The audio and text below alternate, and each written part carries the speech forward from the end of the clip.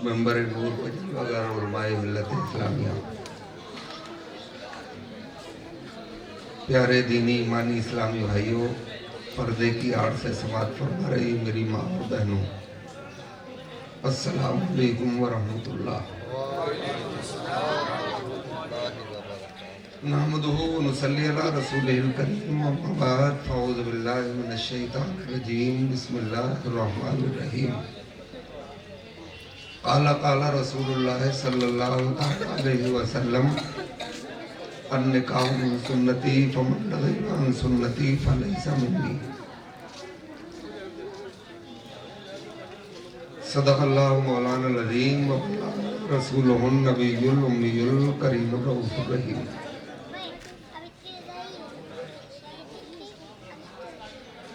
या खुदा बहरे जनाबे मुस्तफ़ा इमदाद कुन, या रसूल अल्लाह अज़ बहरे खुदा इमदाद कुन, या शहीद करबला या दाफ़े करबला गुल्लुखा शहज़ाद गुलगू कबा इमदाद कुन, या इमाम आला हज़रत या शह अहमद रज़ा मुफ्ती आलम जनाबे मुस्तफ़ा इमदाद कुन।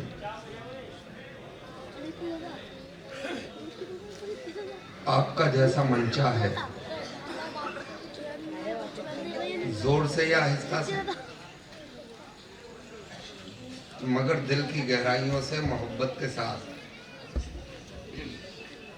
अपने आका को याद कर लीजिए और झूम कर दुरूद पाक का नजराना पेश कर लीजिए। मौलाना मोहम्मद मुबारक वसल्लम सलातुहु व सलामुहु अलैका या रसूल अल्लाह।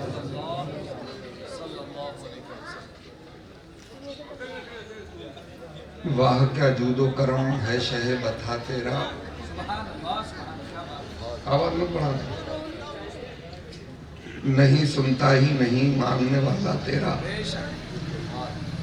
और मैं तो मालिक ही कहूँगा कि वो मालिक के हबीब, यानी महबूब व मुहिब मैं नहीं मेरा तेरा।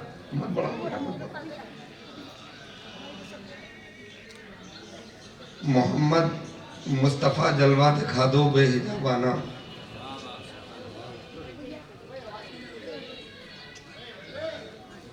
मोहम्मद मुस्तफ़ा जलवा दिखा दो बेहिजाबाना, मेरा दिल भी चरागे हुस्न का बन जाए परवाना। और मदीने चल के सुल्ताने अरब से भीख मांगेंगे, फकीरों के लिए मौजूद है दरबार शाहाना। एक बार कलमा तैयबा भी पढ़ लीजिए, ला इलाहा इल्लल्लाह।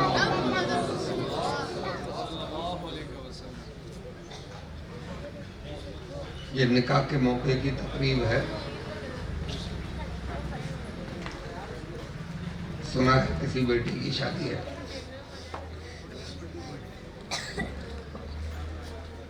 बहुत बहुत मुबारक हो वालिदैन को और अहले बस्ती को भी।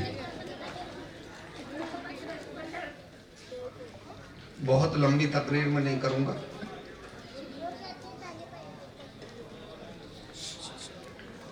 चीखना चिल्लाना बस की नहीं है। कमजोर हूं, लागर हूं, बुढ़ा आदमी हूं,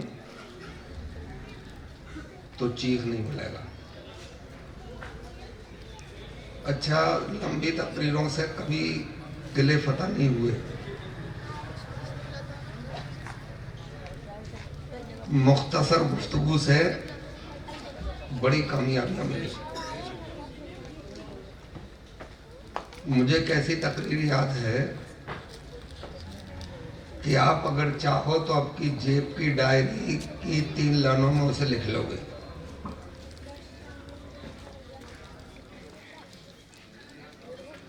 मुकर्रिर थे, खतीब थे तारिक इब्ने ज़ियाद।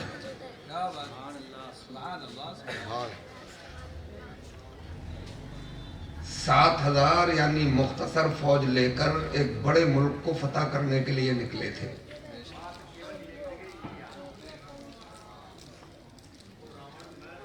मुकाबले में जो फौज थी उसकी तादाद 1,20,000 थी। तकरीर यहां से शुरू की उन्होंने, मेरे प्यारे साथियों, कश्तियां जल गई हैं। अब तुम्हारे पास दो ऑप्शन है, चाहो तो पीछे चले जाओ, मान जा भाई मान जा,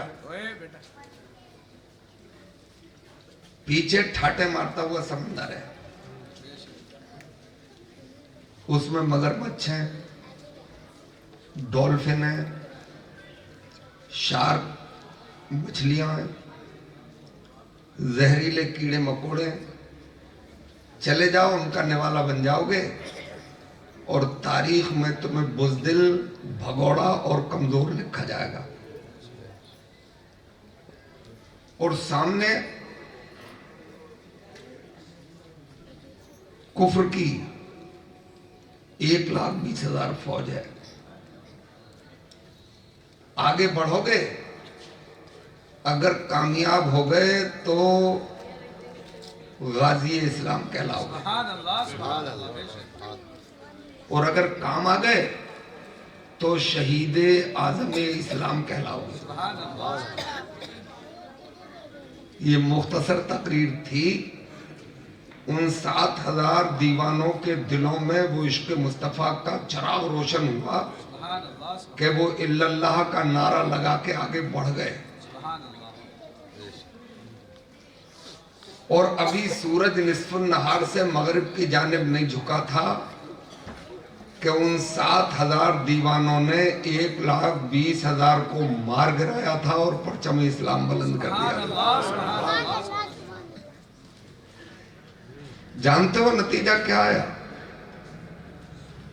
इस मुख्तसर तकरीर का नतीजा ये आया कि 800 साल तक कुफ्र के सीने पे परचम इस्लाम लहराया। वो तो तारिक इब्ने ज़ियाद थे, गुलाम थे, अफ्रीका के रहने वाले थे, मूसा बिन नुसैर के गुलाम थे। अपने सरकार को देख लो जिनके सदक़े में इस कायनात को बनाया गया।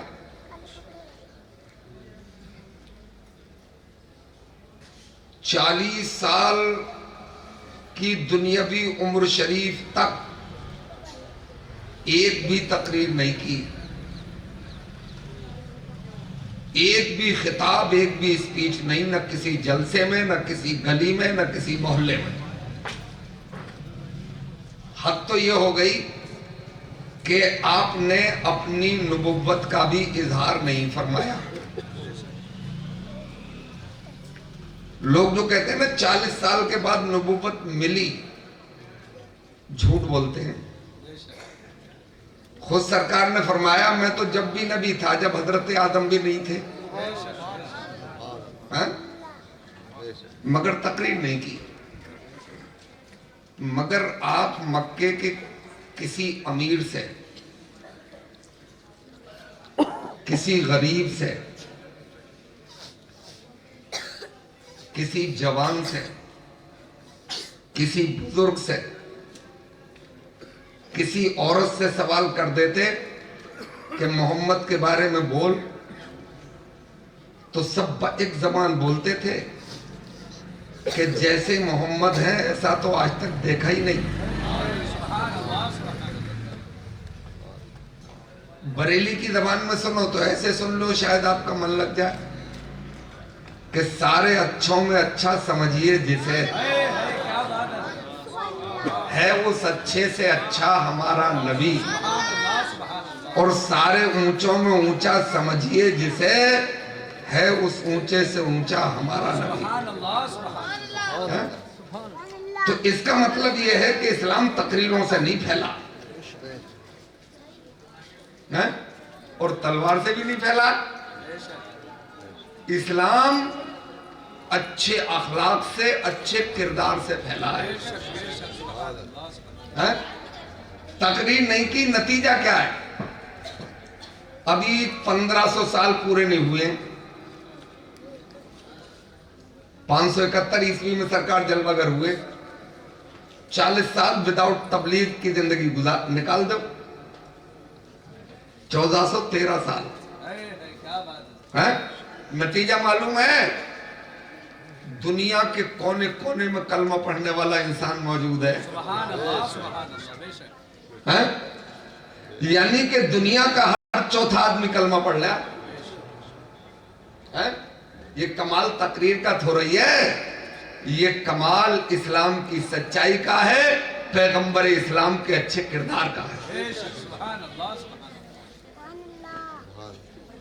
है। अपने ख्वाजा हिंदुस्तान के राजा, कोई तकरीर याद है उनकी आप ना? तकरीर क्या थी? लोग चेहरा देख लेते थे, दीवाने हो जाते थे, कलमा पढ़ के गुलामी मुस्तफा बन जाते थे। अच्छा, आप पूछ लोगे किस बात पे, मुझे पता है, मगर मैं उछालूंगा ही, मुझे मालूम है। तुम में उछाल ऐसे आएगा कि मैं कहूं कि मेरे ख्वाजा ने पूरा अना सागर एक प्याले में मंगा लिया। ऊंट बैठ गए तो उठने नहीं दिए। यार ये छोटी बातें हैं जिस पर तुम उछल रहे हो, ये बौनी बातें हैं। जब हमने ये तस्लीम कर ही लिया कि अल्लाह ने उन्हें विलायत का दर्जा अता फरमाया था, तो अना सागर बेचता क्या है, वो चाहते तो समंदर कूदे में आ जाता। मगर मकसद पे आओ, वो आए नहीं थे इसलिए। ईरान में पैदा होने वाली पर्सनालिटी ईरान में है संजर, तो हवाई जहाज तो नहीं थे कि फुर से उड़ के आ गए होंगे। कारें भी नहीं थी, मोटरसाइकिलें भी नहीं थी, है?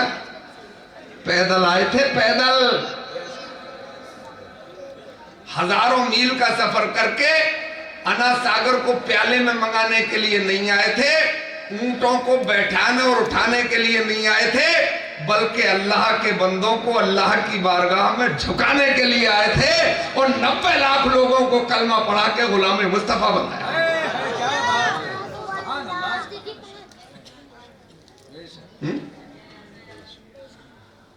तो तकरीर न लंबी कराओ न सुनो, थोड़ा सुनो ताकि याद भी हो जाए और उस पर फिर अमल भी जारी हो जाए। बगैर तलवार के इनकलाब आ जाएगा।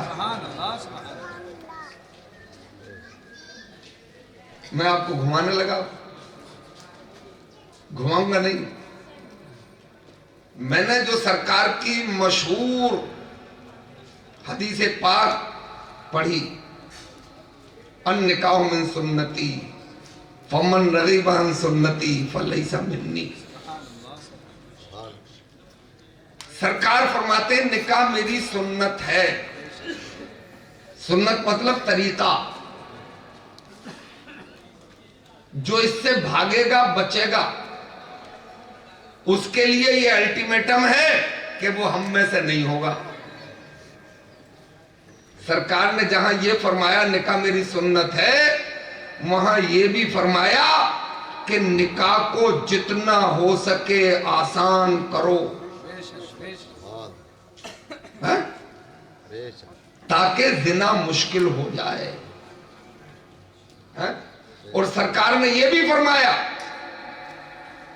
उस निकाह में बरकत की मूसलाधार बारिश होती है जिस निकाह में खर्चा कम होता है।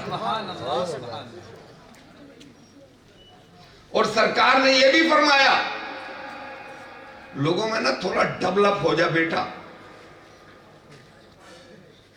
नौकरी मिल जाए, कारोबार चलने लगे, तब शादी करेंगे, नहीं वरना खिलाएगा कहां से, है? मेरे सरकार ने इस आपके जाल को भी फाड़ डाला। इरशाद फरमाया मुफलिसी और गरीबी दूर करने के लिए निकाह करो। यार हम तुम किसी को क्या खिला देंगे, हैं? राज़िक तो मेरा परवरदिगार ही है, वो खालिक भी है और वो राज़िक भी है। वो हजरत सुलेमान अलैहिस्सलाम, भाई अल्लाह ने उन्हें नबुव्वत भी अता फरमाई थी और पूरी दुनिया की हुकूमत भी अता फरमाई थी। वो तो ऐसे हुक्मरां थे, हवाओं पर, फजाओं पर, खलाओं पर, चरिंदों पर, परिंदों पर, दरिंदों पर, जिन्नात पर, इंसानों पर भी उनकी हुकूमत थी। एक दिन अर्ज करने लगे, परवरदिगार तेरा अगर हुक्म हो जाए तो एक वक्त की तेरी मखलूक की दावत कर दे। बोले कर दो। मामला डन हुआ तो खाना तैयार होने लगा, बरसों तैयार हुआ। समंदर के किनारे रेगिस्तान में दस्तरखान सजा, खाने लगे। बोले परवरदिगार भेज दे अपनी मखलूक को। एक मछली समंदर से आई, पूरा चट कर गई, मुंह फाड़े खड़ी रही। तो अर्ज किया परवरदिगार अब ये क्या चाहती है? बोले भूखी है। तुम खिला दो किसी को, मैं खिला दूंगा किसी को, वो मेरा परवरदिगार है। आपको क्या पता कितने कीड़े हैं, कितने मकोड़े हैं, कितने चरिंद हैं, कितने परिंद हैं, कितने दरिंद हैं। बताओ कितने समंदर में रहने वाले कीड़े मकोड़े जीव जंतु हैं, कितने फजाओं में खलाओं में उड़ने वाले परिंदे हैं, कितने पहाड़ों की खो में रहने वाले कीड़े मकोड़े हैं, कितने ऑस्ट्रेलियन हैं, कितने अमेरिकन हैं, कितने यूरोपियन हैं, कितने एशियन हैं। ये मेरे परवरदिगार की शान है कि एक वक्त उनकी हिफाजत भी फरमाता है, उन्हें रोजी भी अता फरमाता है। ये तन्हा मेरा परवरदिगार है। अब सब बातें थोड़ी समझ में आ जाएंगी, मगर उसकी कुदरत को बड़े बड़े फलासफर भी जो चीखते फिरते हैं, जब मौका आता है तो घुटने डाल के कहते हैं कि तेरे राज तू ही जाने। समझ में आ रही है भैया? किस्सा याद आ गया।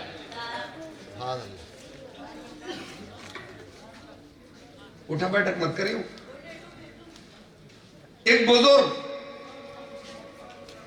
पहाड़ी सफर पर थे। अचानक आसमान पे गर्दो गुबार छाया, बड़े तूफान के आसार नमूदार हुए। दुआ कर दी, मेरे परवरदिगार इस तूफान के बादल को छांट दे, न जाने ये कितनी बस्तियों को ताख्तो ताराज कर देगा। दुआ हो गई भाई कबूल। भैया ये चाय वापस, मेरे दोस्त वापस, तुरंत वापस। अरे इस चाय से काम चलेगा? हम इश्क़ मुस्तफा का जाम पिलाने आए। अरे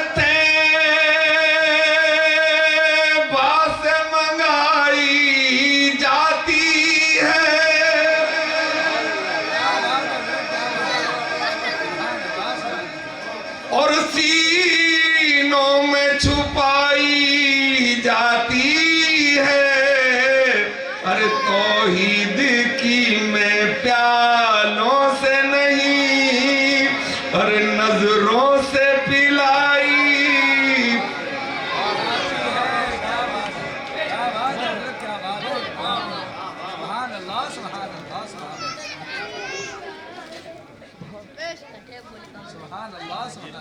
तो वो मतला साफ हो गया। फिर तुम खेले इससे। मेरे भाई सही बोल रहा है, मत खेलो इससे। बोलना तो जैसा बोल रहा है। अब वो पहाड़ी सफर से जब प्लेन पर आए तो मंजर बड़ा दिलखराश। मजमा है, जम्मे गफीर है, औरतें भी हैं, बच्चे भी हैं, मर्द भी हैं, और वो सीना कूट के रो रहे हैं।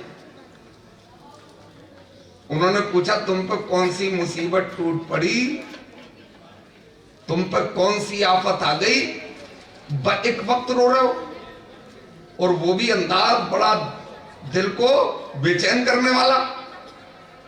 कोई सीने पे हाथ रख के रो रहा, कोई माथा पीट रहा है। बुजुर्ग ने पूछा क्या हुआ? बोले हम तबाह हो गए, हम बर्बाद हो गए। बोले क्या हुआ? बोले हम रहते हैं पथरीले इलाके में, संगलाख इलाके में, हमारी जमीन जरखेज नहीं है। साल में बाहुक्मे कुदरत एक तूफान आता है, गर्दो गुबार साथ लाता है। हमारे पथरीले इलाके में वो ठहर जाता है, उसके बाद रब उस पर बारिश फरमाता है, वो मिट्टी की शक्ल इख्तियार कर लेता है। हम उस पे अपनी खेती बाड़ी करके पूरे साल रोजी रोटी का जरिया बना लेते हैं। वो बुजुर्ग लिखते हैं कि मैं वहीं गिर गया सजदे में और अर्ज की मेरे मौला, इस कायनात का निजाम तू कैसे चलाता है सिर्फ तू ही जानता है। ये तूफान न जाने कितनी बस्तियों को ताख्तो ताराज करता और न जाने कितने लोगों के पेट पालने के काम आता, ये रब जानता है। हम तो ऊपर ऊपर का देख के चीखने लगते हैं। क्या बात है ना, उसकी रजा पे राजी रहना चाहिए। और उसकी रजा कैसे पता चलेगी? फरमाने मुस्तफा से या कलाम इलाही कुरान मजीद से। भाई अल्लाह ताला डायरेक्ट बात थोड़ी करेगा आपसे, उसने अपना कलाम भेज दिया, वो भी अपने महबूब के तुफैल में, है ना। तो क्या फरमाया मुस्तफा ने कि निकाह को आसान करो। अब समाज पे नजर डालना, मुआशरे पे गौर फिक्र करो। मैं समझता हूं इस वक्त दुनिया के मुश्किल कामों में सबसे ज्यादा मुश्किल काम निकाह ही हो गया है।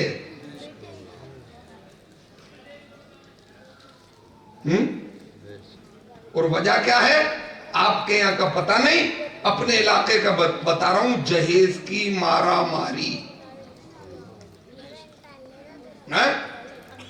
और लड़की के बालों पर देखना, बोले थोड़ी पतली है, बोले रंग फीका है थोड़ा, अपने कल्लू कहां है, मगर बिल्कुल परी चाहिए।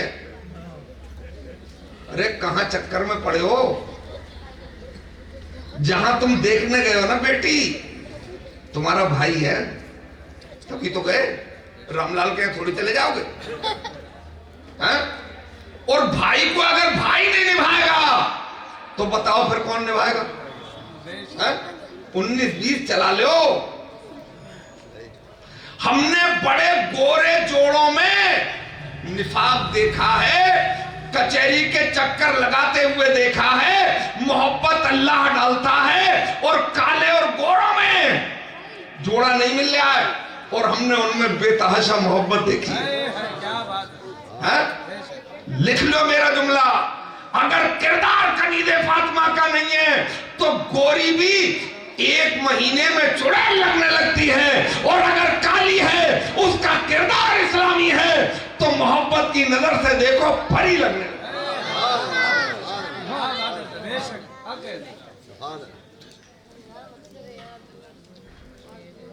कोई बहुत ऊंची छत है तुम्हारे यहां, ले चलो आओ। हदीस शरीफ में है कि जब औरत प्रेग्नेंट होती है, हमला होती है, तो वो नुतफा 40 दिन तक नुतफे की शक्ल में रहता है। फिर 40 दिन के बाद खून की फुटक बनता है। फिर 40 दिन के बाद गोश्त का लोथड़ा तैयार होता है। तो 4 तिया 12 यानी 120 दिन।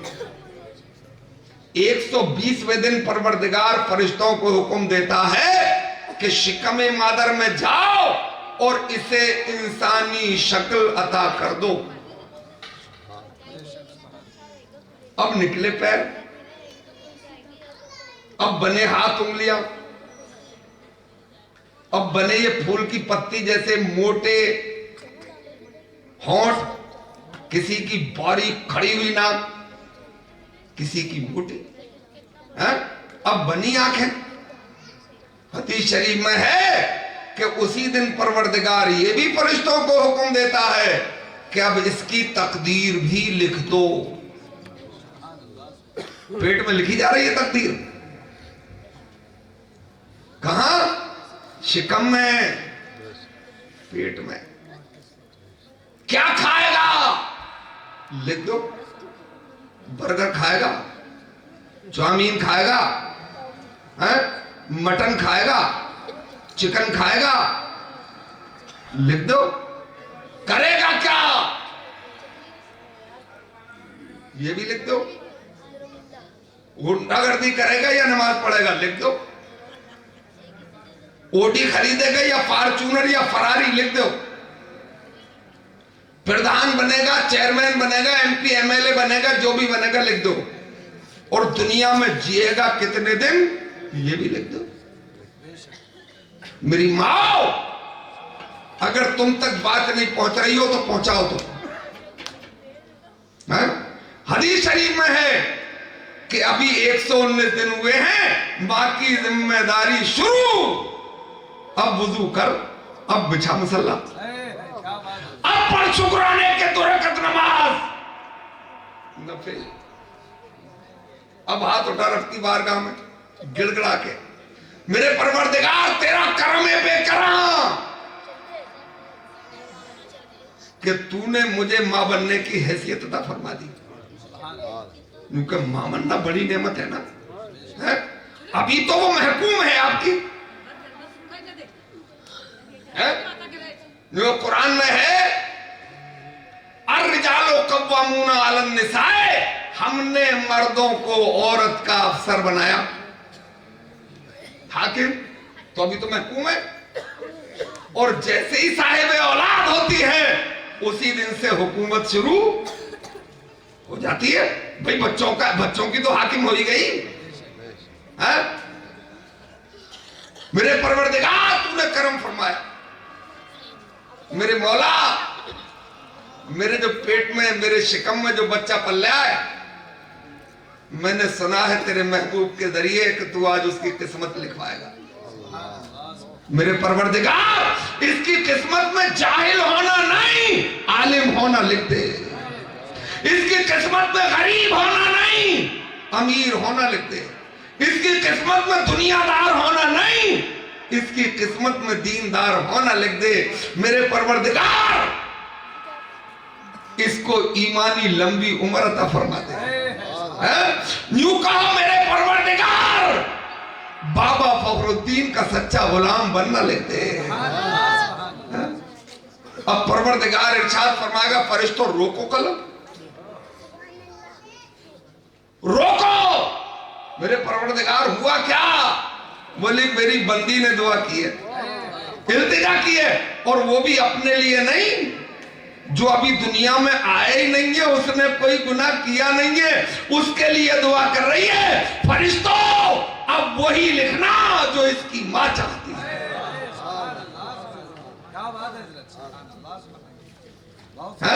अब जब वो बाहर आएगा अल्लाह उसे इस दुनिया में भेजेगा, क्योंकि मां ने दुआ कर दी है ना। मुस्तफा ने यह भी तो इरशाद फरमाया है, मां की दुआ औलाद के लिए ऐसे होती है जैसे नबी की दुआ उम्मत के लिए।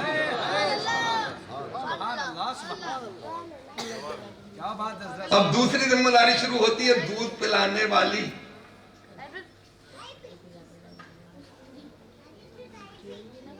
अब वो जब दूध पिलाए, बेहतर तो ये है कि जब जब दूध पिलाए तो वुजू करके ही पिलाए।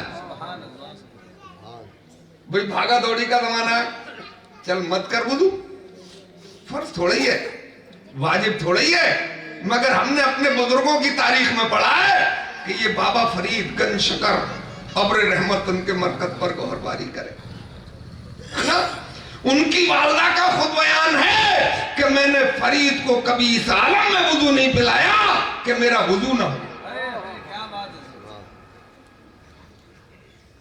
तो एक फरीद गन शकर बन गया, है ना। अब वो दूध पिलाए, अगर वुजू भी नहीं है तो कुरान की तिलावत करे। अगर कुरान याद नहीं है तो नाते मुस्तफा सुनाए, अगर वो भी याद नहीं है तो दुरूद पाक सुनाए, है?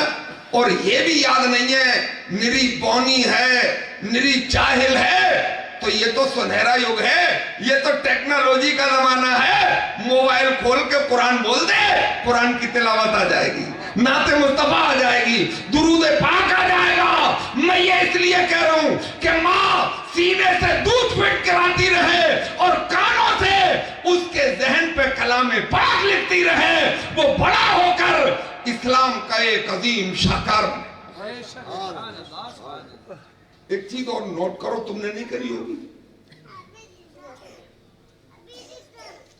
कि बच्चा जब दूध पीता है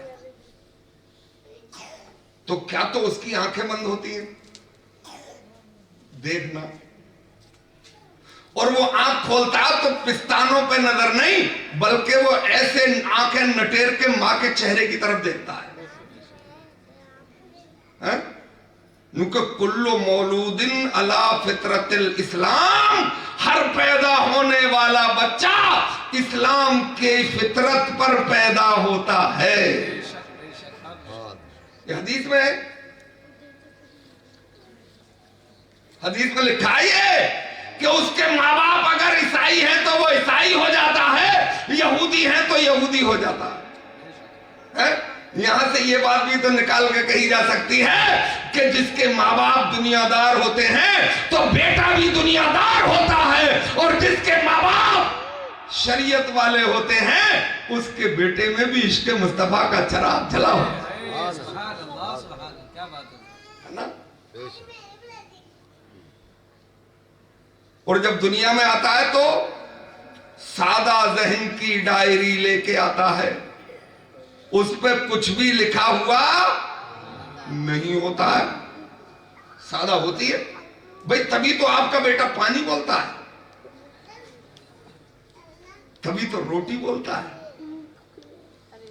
तभी तो चावल बोलता है, और लंदन का बच्चा वाटर बोलता है, भाई ब्रेड बोलता है, भाई राइस बोलता है।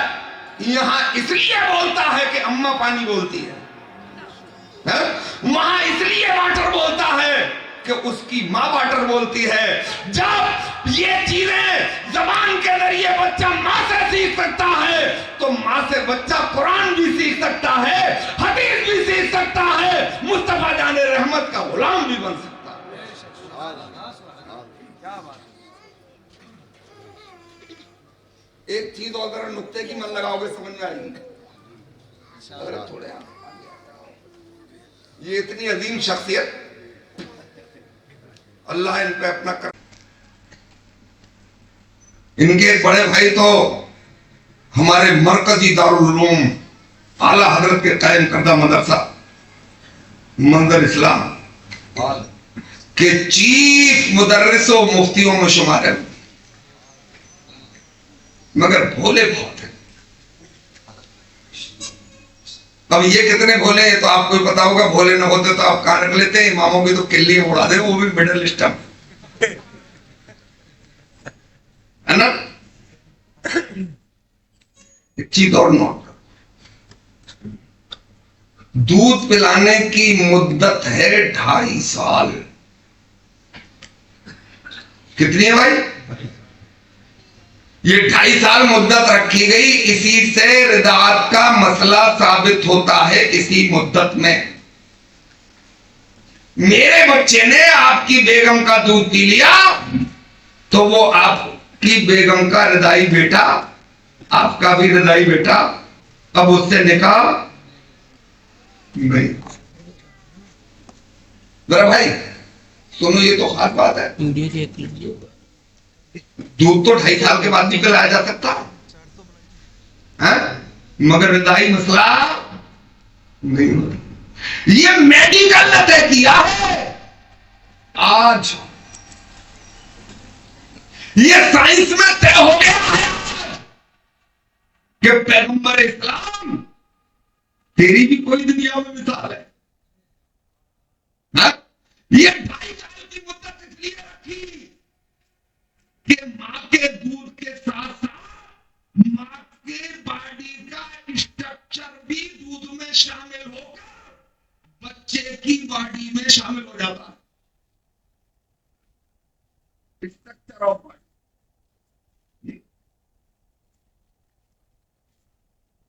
स्ट्रक्चर ऑफ बॉडी शामिल हुआ तो जो मां अपनी बॉडी का स्ट्रक्चर दूध के जरिए अपनी औलाद में शामिल कर सकती है, तो कानों के जरिए उसे गुलाम मुस्तफा भी बना सकती है, उसके दिल में इसके मुस्तफा का सराब भी रोशन कर सकती है।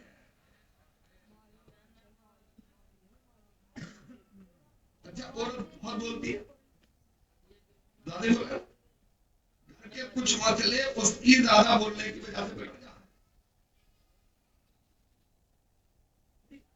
बोले ही बहुत जल्द में चली जाए तो बोले, मगर उनके बोलने पे मैं कभी नाराज नहीं हुआ,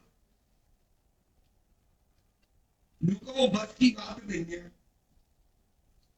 जो चीज बस की ना हो उस पर गुस्सा होने से खुद ही तो जलेगा आदमी। जैसे मुझसे कौन सितारे तोड़ लाओ, मुझे कैसे तोड़ लो, मैं एक वजह और नाराज ना होने। एक बुजुर्ग का कौल है कि अल्लाह ताला ने औरत को ज्यादा बोलने की ताकत वदियत फरमाई है। क्यों? आगे बयान करते कि अगर औरत को अल्लाह ताला ज्यादा बोलने की आदत वदियत नहीं फरमाता तो समाज की न जाने कितने बेटे और बेटियां गूंगे रह जाते। मां बोलने की ताकत है, बिला वजह आप तो नहीं बोलोगे, मगर वो है 0 साइज का बच्चा दूध फिट करा रही है, मेरा बाबू, मेरा लाल, मेरा मुन्ना, मैं करूंगा, मगर उसे भी लाल कह रही है, चंदा कह रही है, बाबू कह रही है, कहना चाहिए जिनको मां है ना। उनका मां ऐसी पर्सनालिटी है कि उसका सब्स्टिट्यूट मेरी नजर में नहीं है, तुम्हारी नजर में है, उसका बदल नहीं है, मां का तोड़ कहीं नहीं है। भाई मैं तो ऐसे कह के दिल में लाता हूं कि मेरे सर से मेरी सारी मुसीबत डाल देती है, मेरी मां मेरे दामन में दुआएं डाल देती है। और परेशान हो अंधेरों से तो जाओ मां के कदमों में, मगर गिरे भी ये कदमों में ना। परेशान हो अंधेरों से तो जाओ मां के कदमों में, ये चर्चा है मुकद्दर में उजाले डाल देती है। और कोई ऐसा करे तुम पर, दुआ दो उसकी मदर, कोई एहसान आप पे कर दे, कोई ऐसा करे तुम पर, दुआ दो उसकी मदर को, यही मां दर्द देती है, यही अमाल देती है। और ये मां है, घर में फाके और बच्चे जिद पे आ जाए, ये मां है, घर में फाके और बच्चे जिद पे आ जाए, मंगाकर खुद की पोशाक तन पर डाल देती है। और एक मौजे करम हरबला ले गई, 4 पंक्तियां और, एक मौजे करम हरबला ले गई, सब गुनाहों को मेरे बहा ले गई, और मेरी कश्ती तो गरकाब होने को थी, एक मां की दुआ थी बचा ले गई।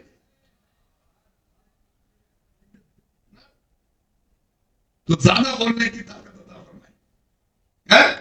मगर तुम तो कनीरे फातिमा हो, तुम तो मुसलमानों के घर में पैदा हुई हो, तुम कोई हवा हवाई थोड़ी हो, अगर हो तो मुजरिम है, तुम कोई आवारा थोड़ी हो गई हो तो तुमने जुर्म किया है? तुम कबीले फातिमा हो, तुम दुनिया की बोली क्यों बोल रही हो? तुम तो जब भी बोलो तो अल्लाह ने अपनी बोली बोलो, जब भी बोलो तो मुस्तफा जाने रहमत की आंखों की तीरक बोली बोलो।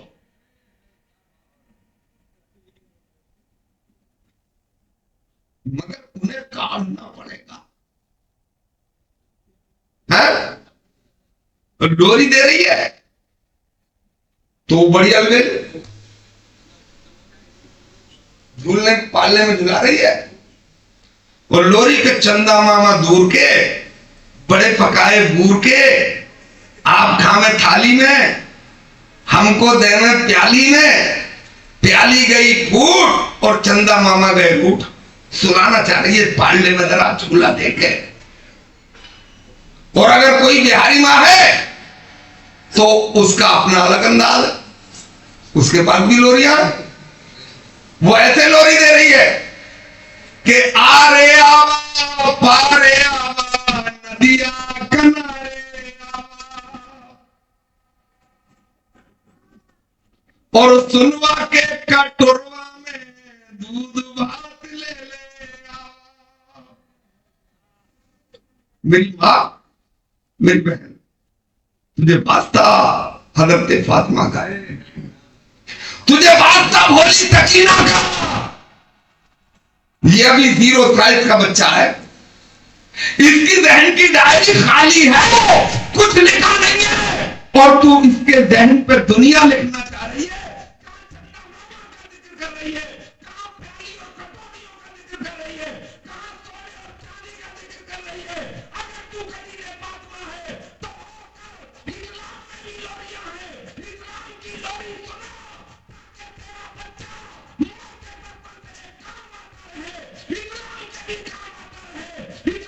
लोरियां हैं, मैं सोना लिया मुस्तफा कहते कहते, खुले आम सल्ले अला कहते कहते, हर दर्द की दवा है सल्ले अला मोहम्मद, ताबीर हवाला है सल्ले अला मोहम्मद, जो मसला दवा हो इसे खोल कर पिला दो, क्या नुस्खा ये शिफा है सल्ले अला।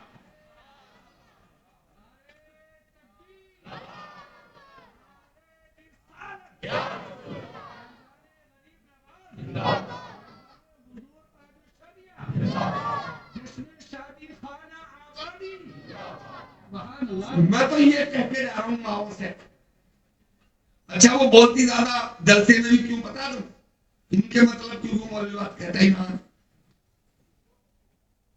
अच्छा जैसे मेरे पागल हो आप कि मैं आपके मन लगी बात नहीं कहूंगा और आप बैठे रहोगे। अरे बाप की तो बड़ी कीमत है भैया, अब वो आपस में बात कर ले है? मैं तो माओ ये कह रहा हूं तुमसे कि शिशु अवस्था में, बचपने के दौर में दूध पिलाने से 5 साल की उम्र तक अपने बेटे को पूरी करबला सुना दो, फिर लिख लो कि अगर तुमने अपने बेटे के जहन की डायरी पे करबला का किस्सा लिख दिया, हजरत इमाम हुसैन का तज़किरा लिख दिया, तो फिर वो यहीं लड़ेगा करबला का आखिरी मैदान, और इंशाअल्लाह जीत के परचम इस्लाम लहराने का काम करेगा।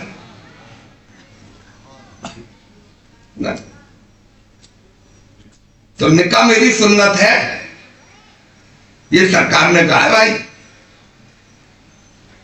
ये उन्होंने कहा है कि जिनसे बड़ी बात आज तक किसी की नहीं हुई, जबकि बड़े बड़े फाइटर आ गए दुनिया में, अरे हवाई जहाज का फार्मूला देने वाले आ गए, कंप्यूटर बना दिया, मोबाइल आपको दे दिया, पागलों ने, पढ़े लिखे लोग ही तो होंगे, मुल्कों के निगाह बन गए, रूस को सोवियत संघ बना डाला, लेनिन आ गए, मार्क्स आ गए,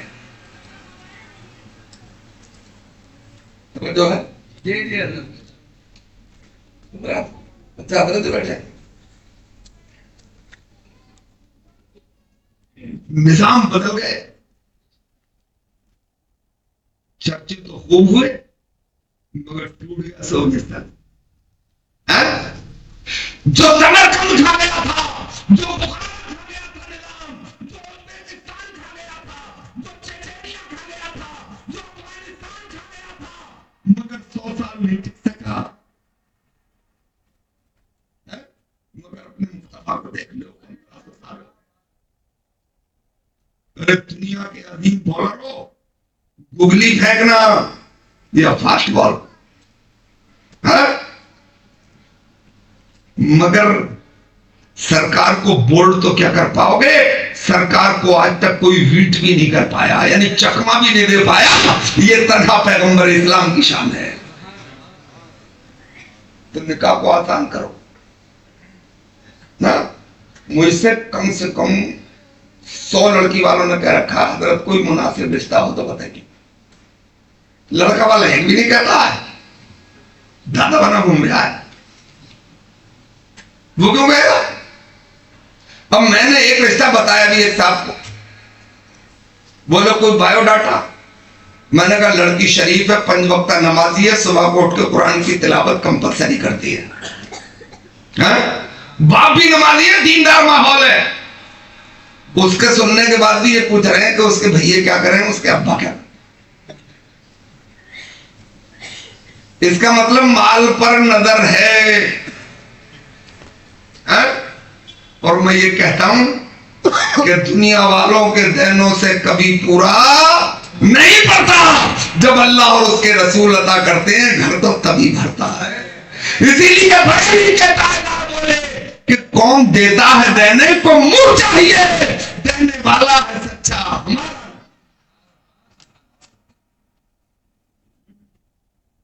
अब लड़की घर में पैदा हो गई है तो मजबूरी का फायदा उठा रहे हैं लोग, नाजायज बोल।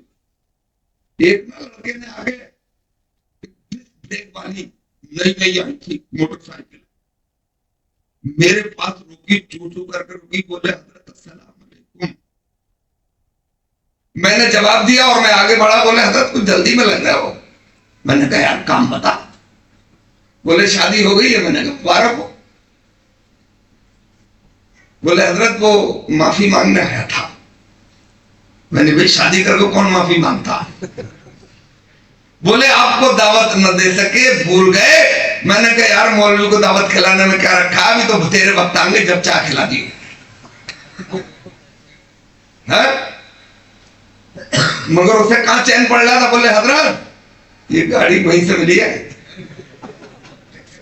अब मैंने थोड़ा सा टर्न लिया और मैंने कहा कि किसी मालदार घर पे हाथ रख दिया।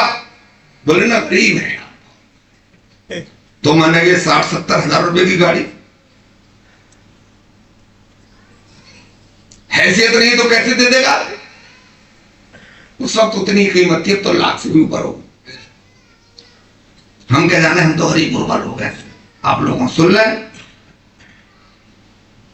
जब सुनी सुनाई बात कह रहे हैं, भैया बात मत करो। तो मैंने कहा फिर ये गाड़ी कैसे? अरे बोले हजरत वो देखने आए थे, पहली नजर में पसंद कर गए। जो सालिस था, बिचौलिया था, उसने खबर दी कि पसंद हो तुम। तो हमने ये शर्त लगा दी, भैया गाड़ी जरूर चाहिए। सलवार से बैठूंगा। तो मैंने कहा यार गरीब आदमी पे क्यों लगा दी?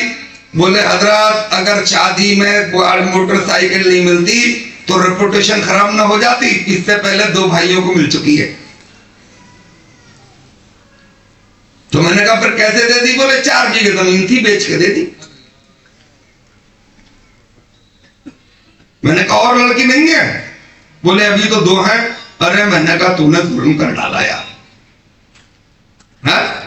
अब वो जो 2 लड़कियों की शादी करेंगे तो क्या तुझे बेच के देंगे? बोले आप तो अजीब बात कर रहे हैं। मैंने कहा तूने किसी मजबूर का दिल दुखा दिया, और अगर उसके दिल से आह निकल गई तो मेरे मुस्तफा का फरमान है कि जब किसी दुखे दिल से आह निकलती है तो उसके और खुदा के दरमियान में कोई पर्दा नहीं होता है। न जाने कितने नशे में जल जाते हैं। अरे मैंने कहा किसी का दिल दुखाने की क्या जरूरत थी?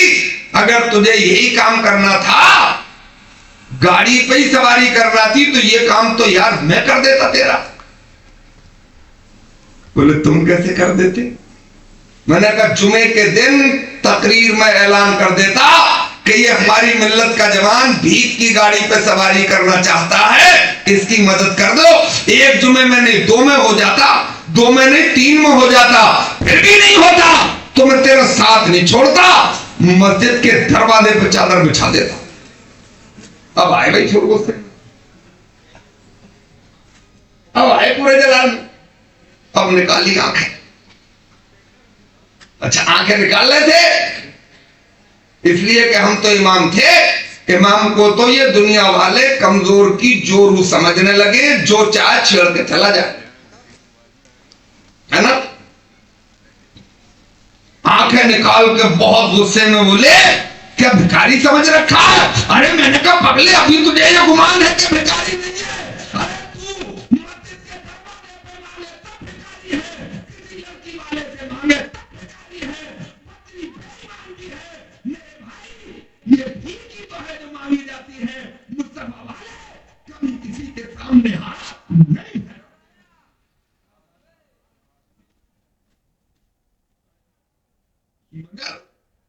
मजबूरी से फायदा उठा रहे। मेरी नजर में तो यह है कि जो 20 साल पाल के अपने जिगर का टुकड़ा दे दे, उससे बड़ा जहेज और क्या हो सकता है? हम ऐसी बातें कहें ना तो लोग कहते हैं मौलाना आप तो ऐसी बातें करो। मैंने बोल कैसी करें? बोले जहेज अगर बुरी चीज होती तो सरकार अलैहिस्सलाम अपनी प्यारी बेटी हजरत फातिमा को जहेज अता नहीं फरमाते। मैंने कहा पहले तो तुझे पता नहीं है, और अगर तुझे ये पता भी है, किसी ने बता दिया कि सरकार ने जहेज अता फरमाया था, तो क्या हजरत अली ने मांगा था?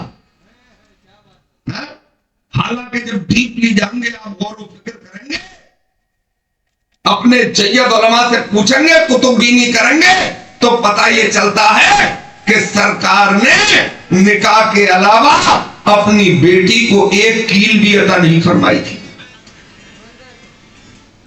ना वो कहना गद्दे थे 2, भाई तकिए थे 2, और चक्की थी आटा पीसने के लिए, मुश्किल था पानी भरने के लिए। अब सुनो, जब प्यारे मुस्तफा अलैहिस्सलाम ने अपनी पारसा आबिदा जाहिदा बेटी हजरत फातिमा के निकाह का इरादा फरमाया था, तो उस वक्त उनकी उम्र 13 साल की थी। कितनी? तो हजरत अली को तलब फरमाया, सगे चचेरे भाई थे, गोया के रिश्ते में हजरत फातिमा के बड़े करीबी चाचा हैं? उनकी उम्र 26 साल की थी। कितनी उम्र थी? सरकार ने अपने सगे चचेरे भाई से निकाह का इरादा फरमाकर बुलाया और इरशाद फरमाया, मेरे साथी अली, मेरे अखी, हम ये चाहते हैं अपनी पारसा बेटी का निकाह तुम्हारे साथ कर दें, बोलो तुम्हारा क्या इरादा है? मुंह से तो कुछ नहीं बोला, मगर लबों पे मुस्कुराहट आई, गर्दन झुका ली। पेट में लड्डू फूट रहे होंगे, हजरत फातिमा जैसी पर्सनालिटी कहां थी दुनिया में? अच्छा यहां से एक बात ये भी समझो, सरकार ने इतना, मदीने में तो और भी लड़के होंगे, हम उम्र होंगे, उम्र दूनी क्यों? क्योंकि जहां कुरान में निकाह का जिक्र है, वहां पहले अपनों को तरजीह दी गई है। ममेरे पपेरे, खलेरे खलेरे, चचेरे तयरे, जब इनमें न मिले तो फिर बाहर जाओ। वजह खोजबीन करने की जरूरत नहीं पड़ेगी, रिश्ते में बाहर का देख लोगे, कितने दिन रह लोगे तहकीक के लिए, है ना? तो यहां सरकार ने शुरू किया, तो सरकार ने इरशाद फरमाया अली कुछ माल पानी है, अब नई जिंदगी शुरू होगी। बोले सरकार मैं तो रहता आपके साथ हूं, और मैं साथ भी ना रहूं तो अल्लाह ने वो आपको इल्मे गैब अता फरमाया है कि आप बाहर की भी जानते हैं और अंदर की भी जानते हैं। आपने पूछ ही लिया तो अर्ज करूं, मेरे पास एक दिरा बख्तर है जिसे पहनकर मैं कुफ्र के मैदान में उतरता हूं। बोले अली अब अर्ज़ाबादी जिंदगी शुरू होगी, नई जिंदगी शुरू होगी, इसे मदीने के बाजार में बेच दो और सामान्य जरूरत खरीद लाओ। हजरत अली ने हुक्म की तामील की, उससे जो रकम मिली वो सरकार की बारगाह में पेश कर दी। सरकार ने उसमें से कुछ रकम निकाली, औरतों को दी, दुल्हन तैयार करो। यानी दुल्हन की तैयारी भी हजरत अली के पैसों से हो रही है, बाकी पैसे वापस कर दिए और हजरत अली से कहा जाओ सामान्य जरूरत खरीद के लाओ। वो लाए थे वो गद्दे, वो लाए थे दो तकिए, डल्लब के थोड़े ही थे, खजूर के छाल भरे हुए थे। वो लाए थे चक्की, वो लाए थे मुश्किदा पानी धोने के लिए, और सरकार की बारगाह में पेश कर दिया। सरकार ने देखा, इरशाद फरमाया अली दुनियावी जिंदगी गुजारने के लिए ज्यादा सामान की जरूरत नहीं है। और सरकार ने अपनी लख्ते जिगर नूरे नजर का निकाह मस्जिद नबी में 450 मिस्काल चांदी के एवज महर पर निकाह पढ़ा दिया। निकाह कहां हुआ? मस्जिद नबवी में। सरकार के हर फेल में हिकमत है, बोलो हिकमत है। और हुक्म भी फरमाया कि अपने निकाह की महफिलों को मस्जिदों में रखा करो। अब इस पे गौर करो, ये बरकत की महफिल है, ये रहमत के फरिश्तों के नुज़ूल की बरकत महफिल है। और फरिश्ते रहमत के जहां बेगुसला बैठा हो वहां नहीं आते, जहां नापाक हो जुनूब हो वहां नहीं आते। अब मस्जिद में जब इस महफिल को सजाया जाएगा तो कम से कम इतना तो एहतियात रहेगा कि उस मजलिस में बैठने वाला कोई बेगुसला सान नहीं होगा, सब भाग बैठे होंगे और उस महफिल में खुदा की रहमतों की मूसलाधार बारिश हो रही होगी। दूसरे अपने इमाम बारात घर में, मैरिज में, मैरिज होम में, मैरिज हॉल में निकाह का वक्त हुआ, बोले इमाम साहब को बुला लो। फोन किया, बुला लिया, बगल में रजिस्टर दबाए हुए इमाम साहब आ रहे हैं। अबे तुम्हारा रहबर है, तुम्हारा इमाम है। बगल में बैठ गए, जाके बोले इमाम साहब खाने खा लेते। बोले चलो खा लेते, तुम तैयारी करो। खाना खा के बैठे, बोले क्या हुआ? एक भागा भागा गया और लौट के आया। बोले हजरत अभी तो दुल्हन ने निकाह का जोड़ा भी नहीं पहना है। बोले यार हमारे तो असर का वक्त हो रहा, तो असर के बाद ही आ जाएंगे। अपने इमाम की इतनी जिल्लत, अरे कितनी तरक्की कर गए हो आप, कितने डेवलप हो गए हो आप, कितनी दौलत है तुम्हारे पास, क्या है जिल्लत की जिंदगी गुजार रहे हो। आपसे ज्यादा दुनिया की तरक्की यूरोप में है, अमेरिका में है। गूगल पर सर्च करके बताना कि उन्होंने अपने धर्म गुरु पादरी को चर्च से मैरिज हॉल में बुलाया हो, उन्हें अपने रहबर की इज्जत का ख्याल है। वो दूल्हा दुल्हन और चंद साथी चर्च में जाते हैं, और तुम इमाम को बार बार बुलाते हो, दे क्या दोगे? पाठ लगा देते हो, उसके बाद भी ये पूछते हो कि ये रकम लिखी कहां है? मैं पूछ लूं ये आतिशबाजी कहां लिखी है, ये मेहंदी कहां लिखी है, ये 100 जोड़े बनने ये कहां लिखे हैं, ये 1000 लोगों की दावत हो रही है, बताइए कहां लिखी है? ये बाप लेके जा रहा है, ये कहां लिखी है? लड़की वालों को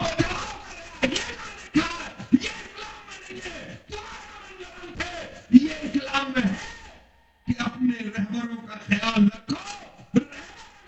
रहबर होगा तो कौम पे खुदा की रहमतों का नुज़ूल होगा।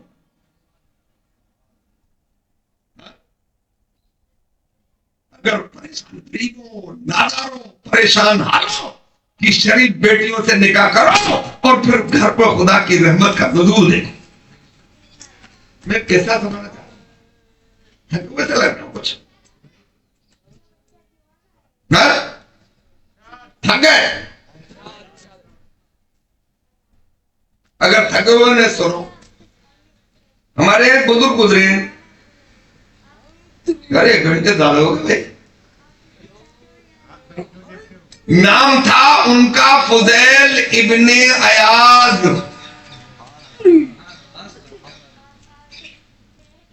फुदैल नाम था, अयाज के बेटे थे। ये अरबिक संस्कृति में ऐसा ही होता है कि बेटे के साथ बाप का नाम शामिल किया जाता है। जैसे उमर इब्ने खत्ताब, उस्मान इब्ने अफ्फान, अली इब्ने अबी तालिब, है ना? अपने यहां भी तो है साउथ इंडिया में, है? हरदन हल्ली डोडे घोड़ा देव घोड़ा में दादा तक का नाम पामुलपति वेंकट नरसिम्हा राव। पीवी नरसिम्हा राव, इसकी फुल फॉर्म है पामुलपति वेंकट नरसिम्हा राव, है ना? तो ऐसी अरब की संस्कृति। वो लिखते हैं मैं गया हज पे और मैं कर रहा था खानाए काबा का तवाफ। खुदा हम सबको हमारे सबके मुकद्दर में भी अता फरमा दे। साथ ले चलियो,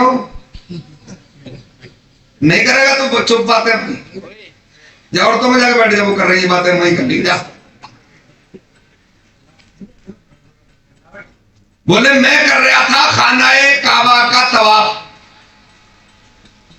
और भाई तवाफ में अभी पूरा एक चक्कर नहीं है। ये इंसानी शक्ल में अल्लाह के फरिश्ते हैं जो अल्लाह ने हमारी तबलीग के लिए भेजे हैं। अब मैंने उनकी गुफ्तगू की तरफ मुकम्मल कान लगाए, जैसे कहिए हमातन गोश हो गया, यानी पूरा जिस्म कान बना लिया। उसने सवाल किया भाई ऐसा कौन सा शख्स है जो हज पे आया ही नहीं और बगैर आए उसका हज भी कबूल हुआ और उसी के तुफैल में इन सबका भी हज कबूल हुआ? वो है कौन? कहां का रहने वाला है? अब दूसरे ने शुरू किया कि वो मुल्क के इराक के देहात का संग तराश है, यानी पत्थर तोड़ने वाला। मगर पत्थर तोड़ने का अंदाज बड़ा अनोखा, अपने टूल से पत्थर तोड़ता रहता है और जबान से दुरूदे पाक पढ़ता रहता है। यार कितना अच्छा काम करता है। हम पे कौन सी बिजली गिर जाएगी ये काम करने में? है? हाथ जबान से काम होता है। बोलो होता है। हाथ पैर से काम होता। बाइक चलेगी उससे, कार चलेगी उससे, बस चलेगी उससे, ट्रक चलेगा उससे, अनाज बनेगा उससे, आटा गूंदेगा उससे, रोटी बनेगी हाथ से, झाड़ू लगेगी उससे। आपसे गुजारिश कर रहा हूं कि अजमेर की हाजिरी को जाना है बाइक से या कार से, इधर कार से दुनिया का सफर तय करते रहना और दुरूद पाक पढ़ के आखिरत का खजाना तैयार करते चले जाना। मोमिन आवारगी में जिंदगी नहीं गुजारता है, मोमिन तो याद खुदा और जिक्र मुस्तफा में जिंदगी गुजारता है।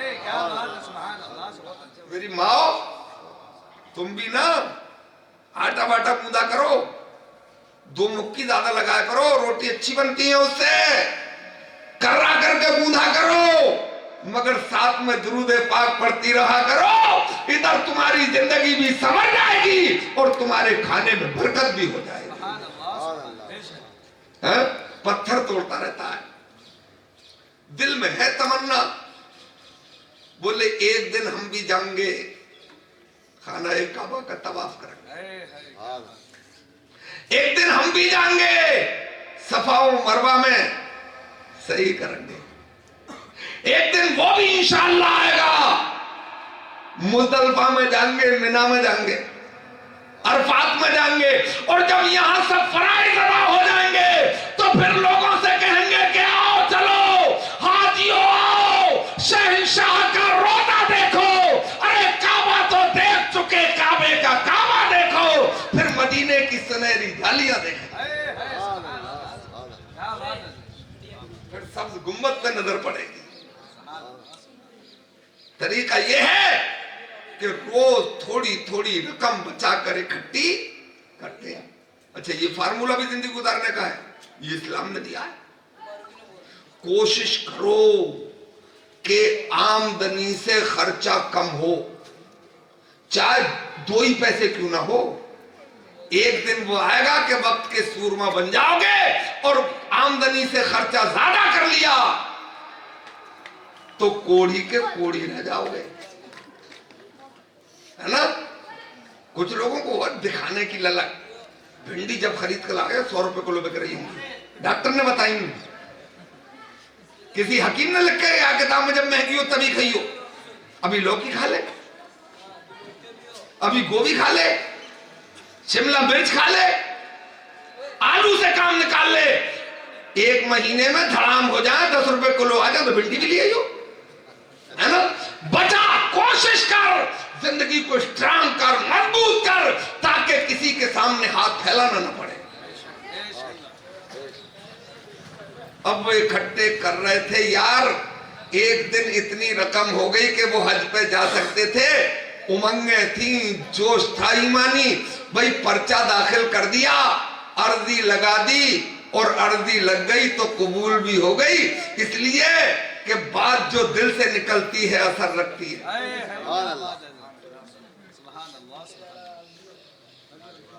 पर नहीं कुव्वते परवाज मगर रखती है। कबूल हो गई तो भाई तारीख भी मिल गई, और तारीख मिल गई तो आ भी गई। इसलिए कि जब तारीख रख दी जाती है तो उसके पर लग जाते हैं, उड़ के आ जाती है। बोले 1 महीना है, कार्ड बांट दो, पता चला हवा में महीना खत्म, है ना।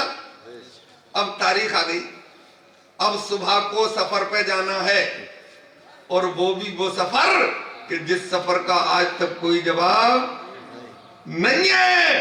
अब सुबह को सफर पे जाना, ज्यादा राह तैयार है, रखते सफर बांध लिया है, और नींद नहीं आ रही है।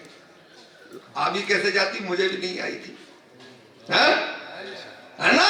आला हजरत ने यहां भी कहा, कलम उठा के कहा, ले शुक्र खुदा के आज घड़ी उस सफर की है जिस पे निसार जान फला हो जफर की है। मदीने का सफर है और मैं नमदीदा है। अब जैसे नहीं आ रही है नींद, क्या करें, करवट बदल के गुजार दें, हैं? लोगों को बुला के गपशप करके गुजार दें। अरे हम क्यों गुजार दें, न करवट बदल के गुजारेंगे, न लोगों में गपशप करके गुजारेंगे। हम तो गुलामाने मुस्तफा हैं, आएगी तो वेलकम है, नहीं आएगी तो मुसल्ला बिछाएंगे, आधी रात नवाफिल अदा करेंगे और आधी रात में कुरान की तिलावत करेंगे। बिछ गया मुसल्ला, हो रहे सजदे। अब आधी रात गुजरी, अब आया कुरान की तिलावत का वक्त। कुरान खोल के बैठे थे, एक आध रुकू ही पड़ा होगा कि पड़ोस से बच्चों के रोने की आवाज कानों से टकरा गई, और आवाज भी थी थोड़ी दर्द वाली, बेचैन करने वाली, है ना। बच्चों के रोने के अंदाज कई होते हैं ना। बच्चा गिर के रोएगा तो अलग अंदाज होगा, बच्चे को थपड़ा देगी अम्मा तो अलग अंदाज में रोएगा। पता चल जाएगा बाहर बैठे अम्मा को कि थपड़ा लिए गए मियाँ जी। हैं?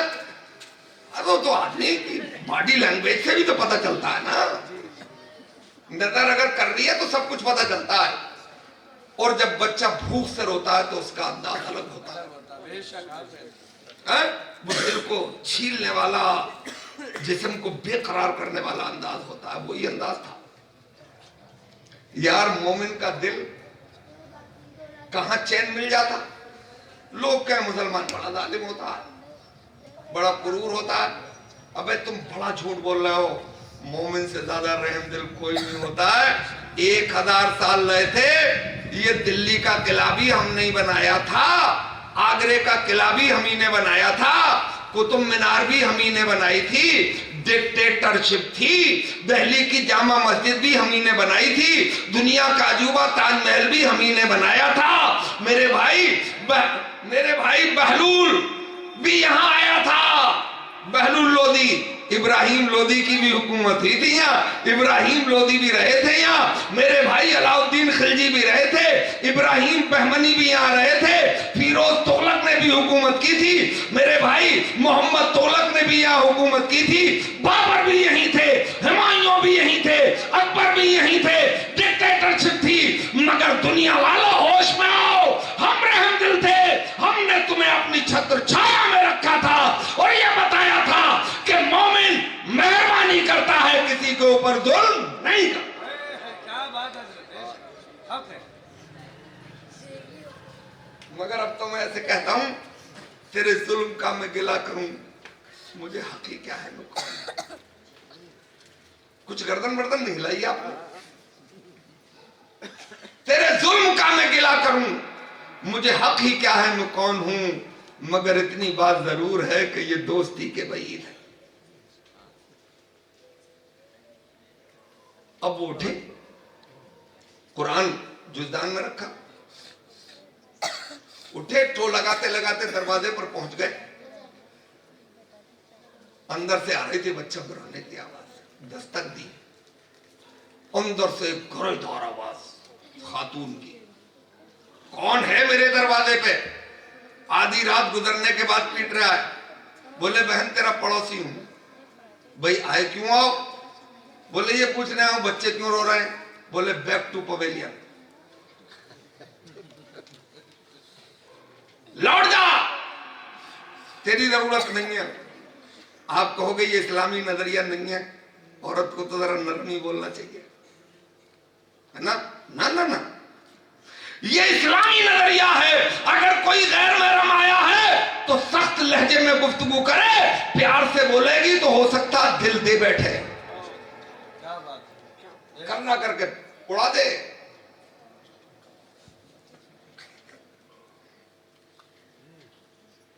तुम खतरा मियां बात आ रही है, समझ आ रही हो कुछ? तो बोले क्यों, पैक हो जाओ, चले जाओ, दरवाजा छोड़ दो। बोले बहन इतने गुस्से में क्यों है? अरे बोले दिन में पूछ के चले गए कई, क्या बात है, अभी तक तो कोई लौटा ना। तू आया रात में, और वो भी आधी रात को घर जाने के बाद। बेवा औरत हूं और जवान हूं, किसी ने अगर देख लिया तो सुबह को इतने इल्जाम लगाएगा कि मैं जी का पाऊंगी। मगर वो भी कर रही निकले। बोले बहन तू कह रही है वापस चला जा, मेरा फटा जा रहा कलेजा, तुझे खुदा और रसूल का वास्ता दे रहा हूं, ये बता दे कि तेरे बच्चे रो क्यों रहे। क्या बात है, जब खुदा और रसूल का वास्ता दिया तो अब आई वो उठ के दरवाजे के करीब आई, हांडी हिलाई, उसमें थी कंकरियां। कंकरियों की आवाज भी बाहर तक गई। वो समझ गए। बोले बहन मुझे ऐसा लग रहा तू तेरी हांडी में कंकरियां बोल रही है। बोले कंकरियां तो हैं। बोले मैं पूछ रहा हूं बच्चे क्यों रो रहे हैं और तू मुझे कंकरियों की आवाज सुनवा रही है। बोले यही जवाब है आपका, बेवा औरत हूं। जो शौहर छोड़ गए थे वो हो गया खत्म। कई टाइम से खाना घर में बना नहीं है, मैं तो बर्दाश्त कर रही हूं, मगर ये नन्हे मुन्ने बच्चे बर्दाश्त कर नहीं पा रहे और मैं हूं मां। इरादा यह है कि बाहर नहीं निकलूंगी, कनीज़े फातिमा हूं, यही जान दे दूंगी। 16 श्रृंगार करके बाहर निकलने वाली मेरी माँ बहनों, कभी इस फलसफे में भी तकरीर होगी मेरी। तुम यार बुलाते बहुत देर में हो, 10 साल पहले बुलाया था। अच्छा होता क्या असल में, बच के चलते हैं सभी गिरती हुई दीवार से। अब हम गिरती हुई दीवार है, बुढ़े हो गए। वक्त पीरी दोस्तों की बेरुखी का क्या गिला, बच के चलते हैं सभी गिरती हुई दीवार से। मेरा भाई है ये, है? और 10 साल बाद है ना, अपने हालात ये हैं कि शवाब हाथ से ऐसा गया पता न चला, शवाब हाथ से ऐसा गया पता न चला, उसी को ढूंढ रहा हूं कमर झुकाए हुए, और पसीना मौत का आया है, आईना लाओ, मैं अपनी जिंदगी की आखिरी तस्वीर देखूंगा। तो जवानी वानी को उछलना उछलना ज्यादा नहीं चाहिए, क्योंकि डूबते सूरज को वक्ते शाम देख, डूबते सूरज को वक्ते शाम देख, अरे हुस्न वाले हुस्न का अंजाम देख।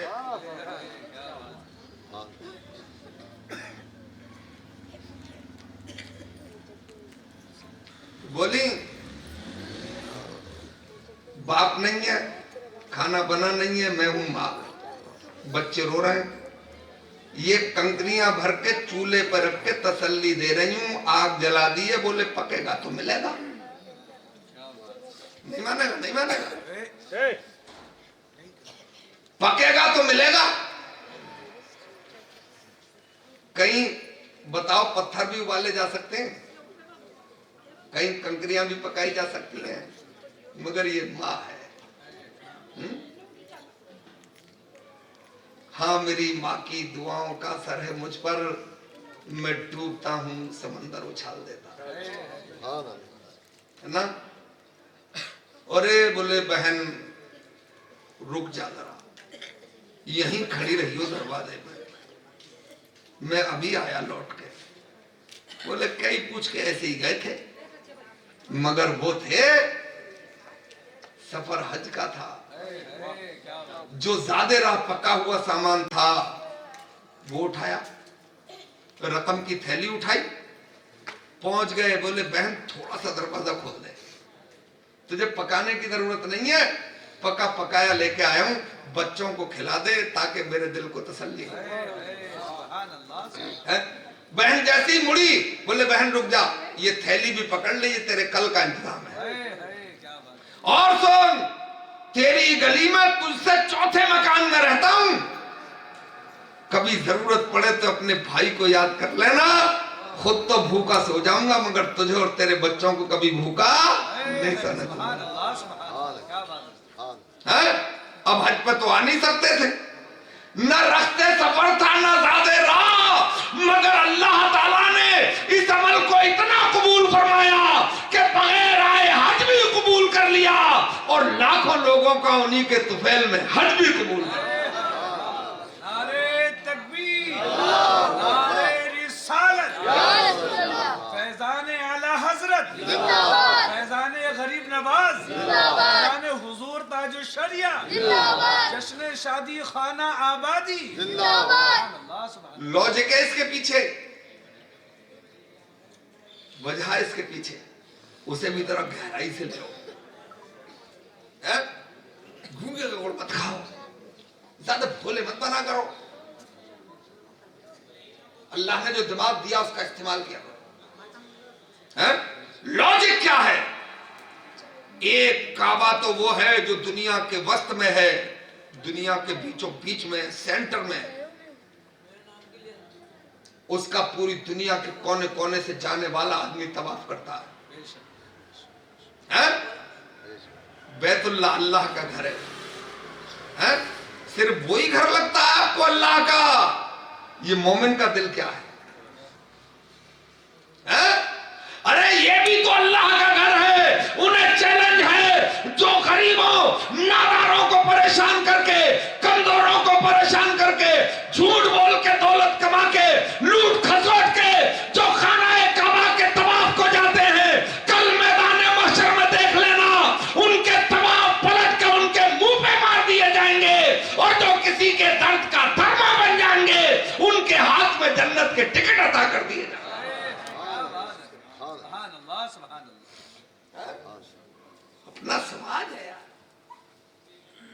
गरीब की कर भी लाया तो फिर तो कूटता है,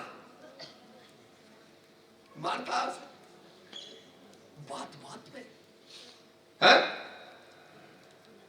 जरा जरा सी बात पे। एक साहब हमारे पास आए, बोले हजरत उधर साथ चलना पड़ेगा। मैंने कहा? बोले वो लड़की की शादी करी 3-4 महीने पहले, 1 आध महीना गुजरा होगा, नहीं वरना रोज मार रहा है।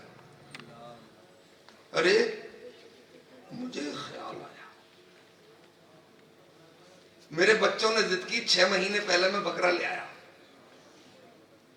कुर्बानी के लिए, उसे पाला, और जब आया कुर्बानी का वक्त, और जब आया कुरैशी साहब,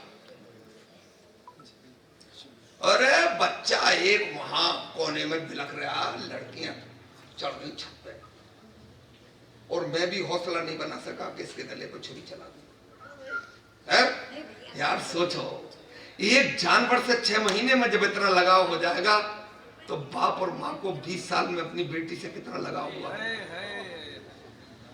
है ना। हम गए उनके साथ, मैंने कहा क्यों मार रहे हो भाई? बोले इस कम वक्त को कुछ आता ही ना है। बोले जैसे? बोले रोटी पकाती है तो बीच में टिकिया छोड़ देती है, वो थोड़ी मोटी बीच में रोटी रह जाए। तो मैंने कहा अरे मारने की बात है, अपनी अम्मा से अपनी बहन से कह के सिखाते हो तो एक दिन में काम हो जाएगा। तो बोले इसकी अम्मा ने क्या सिखाया? देखो नजरिया देखो कितनी दादागिरी है। बोले इसकी अम्मा ने क्या सिखाया? अरे मैंने चल अम्मा ने नहीं सिखाया सही, मगर ये मारने की बात नहीं है, मारने की जरूरत नहीं है, प्यार से काम निकाल।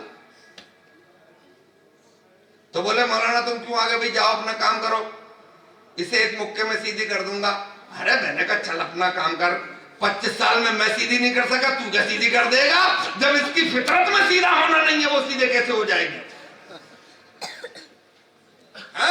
जिसके नेचर में सीधा होना नहीं है वो सीधा कैसे हो जाए?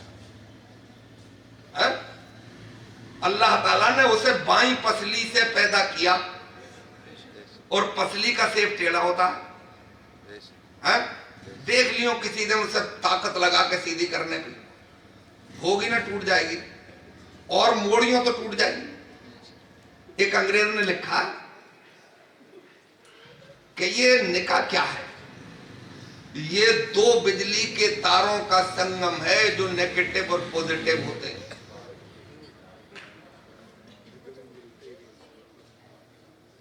अब जो गई भी गर्दन तुम्हारी, अब बात खत्म कर दूं।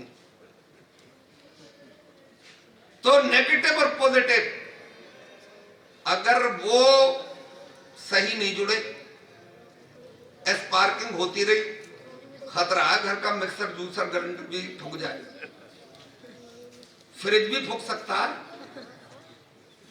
भाई, एसी पर भी जर्ब आ सकती है, पंखे में से भी आग निकल सकती है ना। और अगर वो सही जुड़ गया तो घर के जितने उपकरण है सब चलेंगे। वो अंग्रेज लिखता है कि अगर मुकम्मल जोड़ किसी मजहब में है तो वो पैगंबर इस्लाम ने अता किया है, उस मजहब का नाम मजहब इस्लाम। क्या बात है? तो जब जो सीधी हो ही नहीं सकती, सीधी करके देगा तू, है ना। उसकी कुदरत मैं अर्ज करूं मेरे परवरदिगार, थोड़ी देर और झेल लोगे मेरे मौला, मेरे परवरदिगार, जब तेरी मंशा थी, तेरी रजा थी कि हड्डी से ही पैदा करेगा, तो मेडिकल पॉइंट ऑफ व्यू से जिसमें इंसानी में सबसे बड़ी हड्डी सर की हड्डी है, सर से पैदा कर देता। निदाएगी जो हम जानते हैं वो तू कहां जानता? क्या बात है? एक हड्डी और है, पिंडली की सीधी सादी सपाट हड्डी, इससे पैदा कर देता। फिर निदाएगी जो हम जानते हैं वो तू नहीं जानता है? हमने सर की हड्डी से इसलिए पैदा नहीं किया कि ताकि दुनिया वालों को ये मिजाज मिल जाए कि औरत सर पर बैठाने की चीज नहीं है। है ना। और पैर की हड्डी से इसलिए पैदा नहीं किया कि औरत पैरों में भी कुचलने की चीज। क्या बात है, बिल्कुल। राइट हैंड से इसलिए पैदा नहीं किया कि इधर हमने दिल पैदा नहीं किया है। क्या बात है। लेफ्ट साइड से इसलिए पैदा किया कि हमने यहाँ दिल रखा है और पसली भी वहीं रखी है, दिल के करीब से पैदा किया और ये बताया सर पे रखोगे तो चोरू के गुलाम कहलाओगे, मजहब इस्लाम इसे कबूल नहीं करता, पैरों में कुचलोगे तो जालिम कहलाओगे, जुल्म भी इस्लाम को पसंद नहीं है। हमने दिल के करीब से पैदा किया है ताकि ये मिजाज मिल जाए। ये सर पे बैठाने की चीज भी नहीं है, पैरों में कुचलने की चीज भी नहीं है, ये दिल में रखने की चीज है ताकि घर जन्नत नुमा बन जाए। क्या बात है, बहुत खूब, बहुत खूब, है ना। और देख थोड़ी बहुत गलतियां तो सबसे ही होती हैं, है? इंसान तो गलती का पुतला है, मगर यार जहां बुराइयों पे तू डंडा उठा लेता है, चप्पल निकाल लेता है, कुछ अच्छाइयां भी तो देख, है? एक पर्सनालिटी तेरे घर की धोबन वो, बोलो है या नहीं, तेरे घर की शूपर वो, तेरे घर का बावर्ची वो, है? तेरे बच्चों की हिफाजत करने वाला वो, तेरे घर की दाई वो, है? हमने तो अपने बुजुर्गों से ये सुना है कि दूध देती गाय की एक आध दो लात भी झेलना पड़ती हैं, है? तो खुदारा ये सिनफे नाजुक है, इसका ख्याल रखो। और अब ऐसा भी नहीं कि औरत चौड़ी हो जाए तो फिर वो उछल के सर पे बैठ जाए, है ना। जब हद पार करे तो फिर थपड़ाने की भी जैसे एक आदत है, मगर मुंह मत मारी हो, कभी गाल वाल में मार दो लाल हो जाए, एक आध दो मुक्का चलेगा, मगर वो भी जब कि जब हद से तजावुज कर जाए। और वैसे तो औरत को तुम क्या समझो, औरत तो बड़े बड़े सूरमा नहीं समझ पाए, ये नार नहीं नौरंगी है, ढके तो पूरे घर को ढक ले, वरना ये नंगी की फिर नंगी है, रोड पे आ गई तो किल्ली उड़ा देगी तुम्हारी, है? इसलिए थोड़ा ढक के ही रखो, है ना। अब खत्म कर रहा हूं, इनको तुम में भी दम नहीं रहा, मैं तो बहुत देर बोलने के लिए आया हूं। नुके हजरत अब भाई है तो उसके यहाँ थोड़ा कर रहा, बोलती रहो, नहीं वरना मैं तो यार बड़ी बड़ी कॉन्फ्रेंसों में 1 घंटा 10 मिनट लाता, 20 मिनट 1 घंटा, उसके बाद सीधा सलाम करके देखूं इधर ही को देखता हूँ। एक दवा चाय हो जाए फिर उसके बाद, अच्छा फिर जोश आ जाए, फिर तो तुम मुझे जान से ही मार डालोगे। अच्छा चाय पी के तो अफरा तफरी करने लगते हो ना तुम। चलो यार, इसमें इस मौजू पर बहुत बातें हैं कहने के लिए, बहुत दर्द है, बहुत बेचैनी है, बहुत बेकरारी है, बहुत कुछ है। फिर कभी इंशाल्लाह पारी खेलने आएंगे तो फिर शतक लगा देंगे। शतक से नीचे वाला कोई मामला अपने यहाँ होता नहीं है। तो एक आध शेर सुना दूं, थोड़ा सा तुम में उफान आए, फिर तुम चाह पी। तेरा नबी जी करेंगे बेड़ा पार, तू मैला मन काहे को करे। अब तो सभी बोलते थे जैसे एक बार। अच्छा इमाम साहब से बुलवा लूं तो इमाम की नियत तो सबकी नियत होती है ना।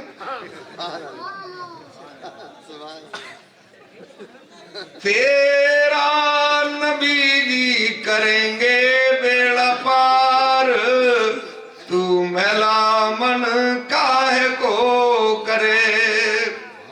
और वो तो दुखियों से करते हैं प्यार, तू मैला मन काहे को करे। एक नज़म सुना के बाद खत्म करूं। उनका हो जाएगा जन्नत का हकदार, उनका हो जाएगा जन्नत का हकदार। अरे उनसे फिरा तो तेरे ऊपर अरे रब की पड़ेगी मार, और वो है महबूबे गफ्फार। तू मैला मन काहे को करे। तो कहा है लड़की के अब्बा? ये बड़े लड़की का IISc में पढ़ने वालों को सामने बैठा देना, कसम परवरदिगार आलम की, उन्हें भी इस्लाम के सामने घुटने टेकने पड़ेंगे, है ना।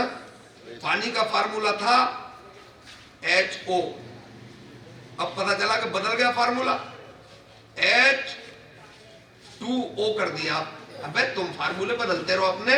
इस्लाम वो है कि न कभी बदला था और न कभी बदलेगा। है कौले मोहम्मद कौले खुदा, फरमान न बदला जाएगा, और बदलेगा जमाना लाख मगर कुरान न बदला जाए। अब तो चाय की चुस्की भी लगा ली फिर भी, है ना। चलो अल्लाह तुम्हें सलामत रख।